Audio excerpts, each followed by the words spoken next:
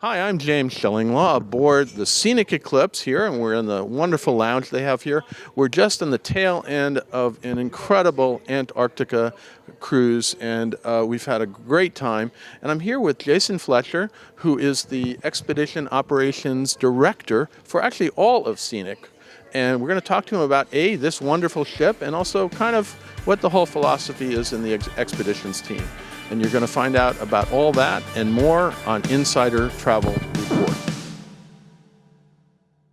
Jason, first of all, it's great to meet you here on board. I'm happy you were aboard, and I didn't realize you were aboard. So okay, great, he's here. So we'll talk to you. We've talked to some other leaders of expedition teams in the market, but let's first talk about this ship, because I was here, believe it or not, I was here for the christening in New York and saw the ship. But that's the last time I saw it. I never sailed on her. I was there too. I know you were there. Yes. It was a lovely day. We had Helen Mirren as the godmother, and then I didn't see the ship for a while, and so now it's been sailing, well, minus COVID, right, since 2019, and here we are in Antarctica. Talk a little bit about this vessel, because it is a very unique ship. She is extremely unique, and she was specifically built for crossing the Drake Passage and operating in polar waters, whether it's the Antarctic or Arctic. And her technology that was within her is by far some of the most advanced and also custom made for Eclipse compared to other operator ships. The technology that we have on board to make, the crossing of the Drake more stable, more smoother, but also operating in polar waters of what she has. Well, you were talking about it earlier, because I watched a presentation you gave, which was a great sort of, so you have incredible stabilizers on this ship, sort of larger than a lot of other ships in the same category. You have, which makes the ride more comfortable. For some people are they're always going to get a little sick no matter what, but actually the passage both ways was pretty smooth for me. I mean, some people it was, but smooth for you too. Yeah. Very much so. Which we're all happy about. You hear about the Drake. Although I understand next year you're actually going to have an option for a flight in, right? Well, that's going to be for Eclipse 2. Okay. So her sister ship. And so when she has her maiden Antarctic voyages, which will be 23-24 season, we're going to do what we call our fly sail cruises. So guests would only experience the Drake one way, and then they'll be flown into King George Island, which are one of the sub-Antarctic islands, where we'll pick up our guest, or they'll fly out. That's interesting, because there are those people who say, well, half the joy is getting to Antarctica and seeing the continent for the first time as you sail in, and some people say, no, we just want to miss the Drake. I could believe, I would probably say, okay, I can go back on the plane and not go down. But it's interesting that you're going to do it for the new ship, and actually that brings up a point. But this is the first of how many ships you plan for Scenic Eclipse? For the Eclipse line, 5. Total. 5 ships, and over what period of time? We're looking at about every 2 years. So Eclipse 2 will be out early next year. And then once she launches, we'll start laying the keel on 3 and so on. So about every 2 years, we'll have an Eclipse built. Yeah, you got one down, and now you're ready to go. And then you also have your sister company, Emerald, and you have Azura, which is how many of those? 3, I think, right? There'll be 3 total. One is actually sailing right now. They're being built in Vietnam, and she is on her way for her maiden voyage and her christening in the Red Sea. And we've already laid keel on the second of the Azura ships. No, that's amazing. Now, and one thing you said to me was, when I first saw the ship, I thought, it's an expedition ship. It's a luxury expedition ship, but I didn't realize it was kind of purpose-built for the Antarctica season. Very much so. And, having that ultra-luxury on board the ship, but it makes that expedition side of the ship that much more higher, raising the bar because of the technology we have on board. And we're able to expedite getting all the Zodiacs, all the equipment off the ship, which then gives guests more time on shore compared to other ships that could potentially take anywhere from 45 minutes to an hour and 15 minutes to get guests off the ship. We do it in about 30 to 35 minutes. Yeah, one of the things is that you have these sides of the ship open up, and you just launch your Zodiacs, and literally the Zodiacs are out there. You go out and test the waters, see the landing site is okay, and then you're ready to go. You don't have to wait. They're not hauling off off the top of a ship on a crane or something like that, right? Exactly. And plus the fact that we do have the submarine, we have the helicopters. Yeah, and I did that. That was interesting. I mean, I was wondering about both of those, but they were both amazing experiences. No other ship, even with the new builds from other companies, for you to be able to explore Antarctica or wherever you are in the world, by air and one of our two helicopters, the submarine for under the water, and then of course by Zodiac or kayak paddleboard, and then all our land excursions as well. So you really get the full absorption of where you are.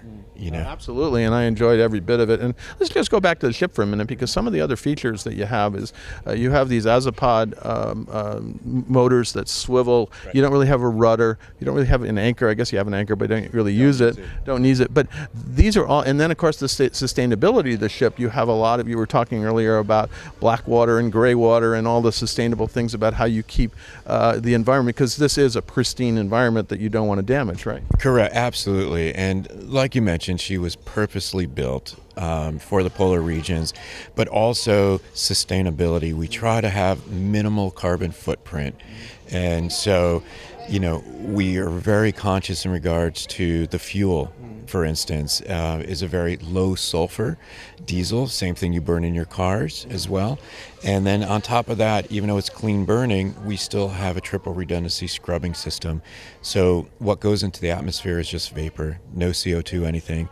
And then of course, with our recycling program, and like you mentioned, our gray water, black water, is, no other expedition ship has that kind of green, sustainable technology that we have on board. So it wasn't just in regards to the stability, the propulsion system, but also her sustainability. No, and that's very important in this day and age and with this environment. And I think one of the things that, some of your competitors say, well, they're putting a helicopter or putting a submarine, and that doesn't really help, and the animals might be disturbed. What's your experience so far? Do you think the animals, all our friends, the penguins, the many types of penguins, and of course the seals, have they really noticed? Yeah, and I'm going to be honest here. We, first of all, before every flight with guests, we do a reconnaissance flight. And on that reconnaissance flight, we have one of our discovery or expedition team member along with the pilot, because they will point out specifically where penguin colony, bird colonies, looking for whales. And we meet a minimal, height ceiling. So it's at least, 2,000 feet above any bird colony, 1,500 feet above the penguins and whales and so on. So we do our absolute best not to disturb it. But our helicopters, too, are the most quietest. They're very quiet. I know. They went overhead, and you can say, oh, yeah, I see the helicopter. And you can hear it a little bit, but it's almost like, I was making a joke with one of your helicopter pilots. It's like that old TV series Blue Thunder, where the quiet helicopters, and it's the stealth one. Yeah, it's in stealth mode. So it's kind of like that, absolutely. So I don't think there's a lot of disturbance, because, and it was an amazing voyage. And the same with the submarine. It's electric, and we went down with our pilot Brendan, and we had a great time. Let's talk a little bit about your expedition philosophy, about what you're trying to do here for the guests, because and I had to say to your expedition leader Danny yesterday that you couldn't have gotten a final better day than the day we had, because there was a Deception Island. I remember, what is it? In the morning we were at Deception Island. Yes. And, I've never seen so many, and this is chinstrap penguins. I've never seen so many chinstrap penguins. And as we walked up on the beach, and it was this beautiful volcanic beach, there were all these fur seals. It was just, I was like, oh my God, I've never seen that many penguins in one place. And I have been on other Antarctica cruises, but this was amazing. Oh, it really, and that's the chinstrap. That's where one of the largest colonies of chinstraps are, for sure. And it compares to South Georgia Island with the king penguin colonies, and the tens and tens of thousands, in that chinstrap colony. But the thing is that with Deception and where we were at Bailey Head, landing is so rare to actually be able to land. Danny was saying that was the first time he'd done it. His first time there. It was my only fifth time out of all my excursions. And it's because of the surf. Sometimes it's just so rough, you can't even land. So we had a problem coming out. We had a wave that came over the back of the thing and sort of got everybody a little wet. But you know what? It was worth it. Well, that's the experience, right? That's Antarctica. That's what you want. I mean, this is the thing. This cruise the weather has been a little more iffy, although we had plenty of time to go on the sub, plenty of time to go on the helicopter. But there were sometimes we got out of the helicopter, got out of the submarine, and it was snowing all over us, and we're getting coated in snow. I said, well, we know we're in Antarctica now, right? Right. And having that snow, those fat snowflakes that we had was just stunning. But also, that amount of snow this time of year is usually not often, especially with the climate change and so on, that we'll get more rain than we would snow at this time of year, when, of course, you wouldn't think of it or shouldn't, but it's part of the climate. Yeah, well, and I said this is Antarctica. It's very changeable. You can't count on having sunny weather, although we did have some nice days as well. But there was some real cold Antarctica, not bitterly cold, but it was you knew it was Antarctica, and you knew it was Antarctica for sure. But I still say, for instance, the Sierra Mountains is colder this time of year than Antarctica. I think New York City was colder this time. I agree with you, especially with that wind chill through the city. I know. I'm with with the winds and everything else, and in the city it can be worse than Antarctica. Everybody's saying it's so cold down there. I said, no, we're actually in their summer. Yeah. So this is cold, not as cold as, I wouldn't be down here in the winter, I hear. You wouldn't even get there because remember, the continent doubles in size every winter because of the sea ice that forms. So it's unreachable. Yeah, it is amazing. And then we actually got a little chance to see some of the bases. Some were either abandoned for the season or they had been abandoned, which I found fascinating too, just to see, because the last cruise I did, we didn't do that. We didn't go to any real huts anywhere. But this one, you saw some. They weren't inhabited. Although we also saw, I believe it was a Spanish scientific team on the last stop of the tour, where we also saw some wonderful.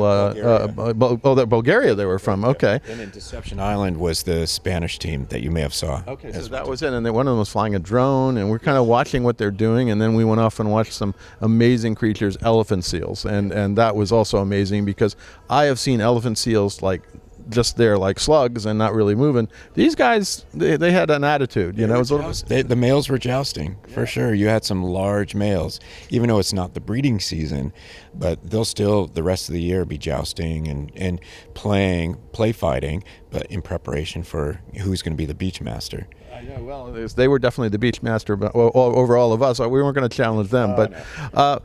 So you try to mix a lot of things, and you're trying to get all the wildlife in that they can see. We saw whales, which is another thing. We saw lots of, we saw different kinds of sea lions, of course, and even some people even saw a little, wild thing where the one of the sea lions was attacking a penguin. But we won't talk about that. That was interesting. The leopard seal. Because leopard seals will feed on at least 20 penguins a day. So we saw one of their 20. So that was it was like brunch, but that's it. It was, an appetizer for them for sure. But that was amazing too. Somebody said they were watching. I didn't see it, but and nobody got a good photo. But people got great photos of whales. So pretty much you got the whole experience. And then of course you're on this ship, right? Right, and we try very hard to make sure, I hate to say it, but tick the boxes in regards to the wildlife. So making sure you see all 3 species of the brush-tailed penguins, all 4 or 5 species of the seals, and then of course different whales as well. And so we go to specific locations where we know the chin straps or the Adelie or Gentoo penguins are going to be, so we can make sure our guests have that experience in seeing all the different species. Well, that's important. Everybody wants that. And also you sort of have options. If something isn't going to work, you go somewhere else, right? Right. And that's so important because Antarctica will dictate where and when we can go based on the weather, the ice, and conditions. So sometimes our initial location that we're going to go to is there's too much ice, too much wind, the weather is just bad. So we'll look for alternative sites. And Antarctica, what's amazing about her is she has microclimates. She creates her own weather. So we can kind of, looking at all the weather models, find where we're going to find that little pocket of clearer weather and go for it. No, it's amazing. And one of the other things that you don't realize about, at least for me, I didn't realize about Antarctica, is the mountains and the glaciers. I grew up in Switzerland. I know mountains and glaciers, but I hadn't seen them until I came here, which the mountains are amazing. The glaciers are amazing, and you're surrounded them. We went through, I think it's the Lemaire Channel, and I'd done it once before with icebergs. This time was without, but just sailing through that channel is just so amazing, and we did that on the second or third day, and it was amazing. Yeah, it's just, Lemaire is always a highlight because you have those 2,000 to 3,000 meter peaks coming right out of the water. You're only less than a quarter mile width in the channel, and just having those towering mountains. And remember, Antarctica is the most mountainous continent in the world. Something I guess I didn't, that evaded me in my, I thought, oh, it's just going to be flat and white. No, that's like the Arctic. The Arctic, right? correct. And she's the coldest, windiest, but also the driest continent in the world as well too. And I'm from the Sonoran Desert in Arizona, and it's even drier down in Antarctica than it is in the Sonoran Desert. Which is hard to believe with all this ice and water and everything else. Right, absolutely. But there's areas in Antarctica that we will visit with Eclipse 2 called the Inland Dry Valleys, and they haven't seen precipitation over 400,000 years, and which is amazing. So it's completely dry, barren, surrounded by mountains, and obviously the mountains keep the weather at bay, so they're glaciated, but in the valley has never seen precip in over 400,000 years. That is amazing. You find all these extremes, and yeah, everybody talks about global warming, and it is important. There's been a lot of changes down here, but there's still incredible experience to come and see this and actually understand exactly what this is. And I think I'm walking away with a better understanding of what Antarctica really is, and no two cruises are going to be alike. No, never. And what really solidifies the experience for guests is your expedition team, or here on Eclipse, which has been wonderful. Your team. Right, and that we called the Discovery Team because they're from all over the world. We have 8 countries represented, so multiple languages, but most of the guides are PhDs, master degree holders. Yeah, we were talking. One guy was lecturing. Where did you go to school? Oh, Cambridge. Okay. Right. Well, that's a horrible school. What are you talking about? Exactly. But but they're so passionate. I know. They are. That's the biggest thing. Yeah, but so well educated in their particular field. So it really, not only our naturalists that will give you the high overview, but then our lecturers who are our PhDs, master degree holders, will go deep and dive into, the ornithology, the history, the glaciology, and so on of what you're seeing. Which is all important because you want to understand it. And then you can retreat to your suite, which are wonderful. You can retreat to one of the 5 restaurants. I think I'm interviewing the chef. 10 restaurants. Let me. Okay, 10 restaurants. 9 bars. 9 bars, 10 restaurants.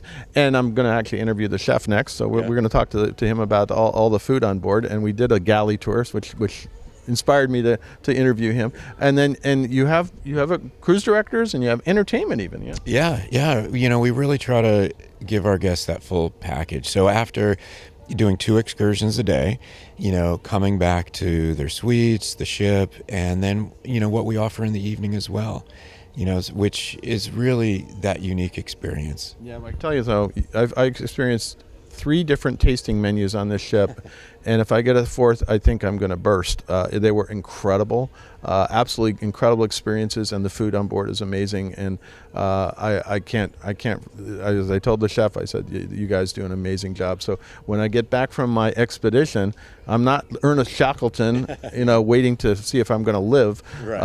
I'm going to chow down on some incredible food. Well, you're going to live like a king. Live like a king. That's it. On board, pretty much, and we figured out how to take ultra luxury, and merge it with expedition. Right. And really, there may be 1, maybe 2 other operators that come close but don't match what we can do. We lost one, unfortunately. We did lose one without not mentioning names. Yeah. But the thing is that, yes, coming back to, your suite, spa, whatever it is you would like, or the fine dining and so on, or even in this beautiful lounge, just being able to have both of those best worlds and having that true full-on experience, which almost you need a vacation from your vacation. I agree. I mean, one of the great things of being on the Drake is that there's a little downtime, right. Although I'm filling it in with interviews, this kind of thing, but it's really a relaxing experience. So after you've done all, because you're doing expeditions or landings or Zodiac twice a day at least. And so every day, go put those boots on. I'm not going to miss that, but you have to put the boots on. They're amazing, but it is just a routine. And you get into it, and it's like all of a sudden, I actually sort of miss it. Actually, yesterday we didn't do it on the first day. I couldn't I could go down and put the boots on. I suppose just put them away. You put them away. Oh my God, I couldn't get ready for next excursion. I know. You got it. Now, just quickly, this is almost the end of the season, and by the time you guys see this, they will have done 2 more cruises around this region. Then you're heading off up to we're in Europe, or where are you going? So we will then relocate the ship up to the Mediterranean, but during our transatlantic crossing, we'll have guests on board. And what's unique here is we operate year-round. We're just not focused on the polar regions. Granted, if you think of the Arctic and Antarctic as the bookends, and it's how we relocate to get to the next season. So we're heading up to the Arctic, but first we'll be in the Mediterranean. And then in June, we'll be in the Arctic. Till September, we'll do the Northwest Passage. And then it's about relocating down Antarctica. So during those few months, we'll be hitting the whole west coast of the Americas along the way with our guests as we make our way back down to Antarctica. And then you're going to have 2 ships down here, right? And then we'll have 2 ships down here. For a full season, which this was a partial season. Right. So 23-24 season, we'll have Eclipse 2. Down here, so both eclipses will be sailing different itineraries totally, but in the same area. And then Eclipse 2 will head down to the southern hemisphere, and she'll start operating down in Australia, the Kimberleys, South Pacific, and then the Ross Sea area of Antarctica, while Eclipse 1 will still be in the northern hemisphere, and then come down south to the peninsula itself. And so with Eclipse 1, during that transition, we'll be in the Northeast Passage, which is Russian Far East, Japan, and so on. So just magnificent itineraries. Sounds wonderful. Anything else you want to tell our 100,000 travel advisors out there, what they can tell their clients about this experience? I really think what makes us unique and still pioneering expedition, besides merging of luxury and expedition, is no other ship, nowhere in the world can you experience, where you are by one of our 2 helicopters, by air, by our Scenic Neptune submarine under the water, on the water, Zodiac, kayak, paddleboarding, and on our land excursion. So you really get that full enriching experience of wherever you are in the world on board Scenic Eclipse. And it has been an amazing experience. Jason, I want to thank you. It's great that you were on board, that we could talk at the end. And I had an incredible time. I've been on another line, which was also incredible, no question about it, different.